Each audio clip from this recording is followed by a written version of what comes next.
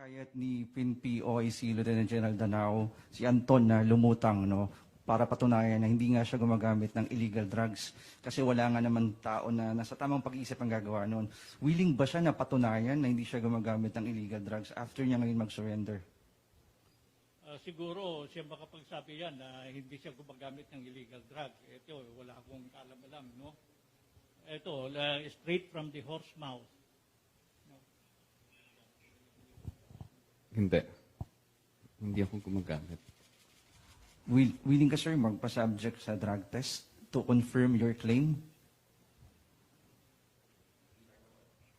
Depende sa advice ng aking abogado, susundan ko siya.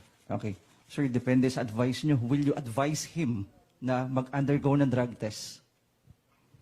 Actually, ang charge na kinasasangkutan niya is a traffic accident charge. Yung the matter of kung gumagamit siya ng droga or not, kung ipa-subject natin ng drug test, that will be subject to our advice sa kanya.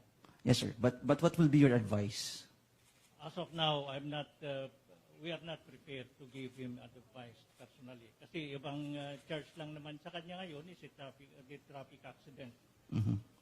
But why not, sir, if he's claiming na hindi naman siya gumagamit ng illegal drugs? Let's take that as is. No? Yung sabi niya, hindi siya gumagamit. Okay. Thank you. Kung nagdududa pa kayo, then we will advise him accordingly.